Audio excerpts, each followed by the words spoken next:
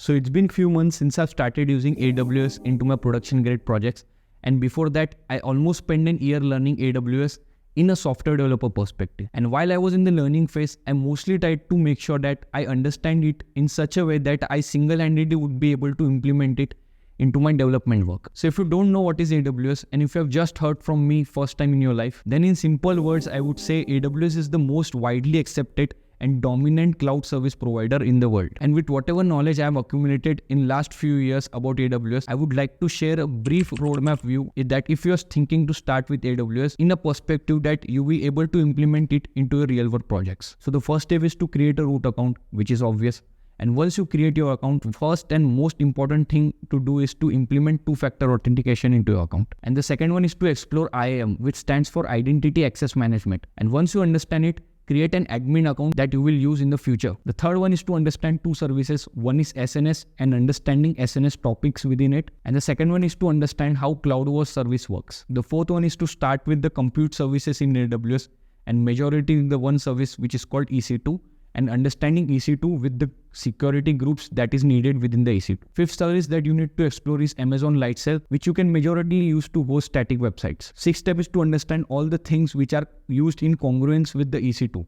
For example, AMI, understanding Elastic IP, volumes, snapshot, and most importantly, security group, as I earlier said. The seventh step after understanding EC2 completely and properly is to understand load balancing and auto scaling. With step number 8, now you should start exploring VPC, which stands for Virtual Private Cloud. And this is very important and crucial service in entire AWS because this is the one which is majoritarily used when you use AWS for production grade environment. Ninth step would be to start with understanding AWS storages and most importantly starting with the core understanding of the difference between what is object storage and what is block storage. So the service that you will get to learn in AWS storage are S3, EBS, EFS, storage gateway. Step number 10 would be to start with AWS databases because what works without database, right? So in AWS databases, you will get to explore services like AWS DynamoDB, AWS DocumentDB, Amazon IDS. And before starting with all these services, get a thorough understanding of what is structured, unstructured, and semi-structured database system. Now, step number 11, according to me,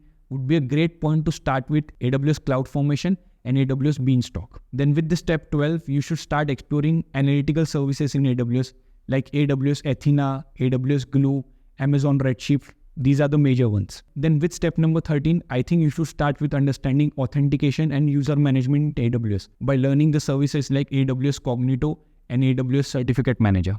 With step number 14, you should start with AWS SES, which stands for Simple Email Service.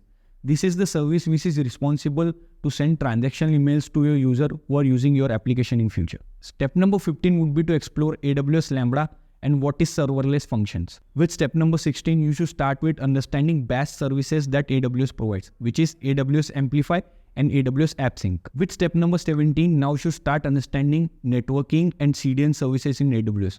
And there are majority 3 of these, which is Amazon API Gateway, Amazon CloudFront, which is a CDN service, and Amazon Route 53. With step number 18, there is a condition. If you have ever heard about containerization and how Docker or other services like Docker works, then this step is for you. There are some services in AWS which is specifically used for these needs, which are AWS Elastic Container Registry and AWS Elastic Container Service. With last step, step number 19, I would suggest you to thoroughly understand how AWS cost management works by understanding services like AWS Application Cost Profiler, AWS Billing, AWS Budget, and most importantly, this is the thing which is most needed when you're building cloud infrastructure of a production grade software. And last thing, which is like a tip but very important, is to have a habit of skimming through AWS official documentations. Why? Because AWS is a gigantic service and all the services which resides under AWS keeps changing with time. With all the changes that happens in it, the best place to understand all that changes is the official documentation of AWS. I'm also going to share a resource that I have used to learn AWS on a first place in the pinned comment below. And with that, if you like this video, don't forget to like it and share it.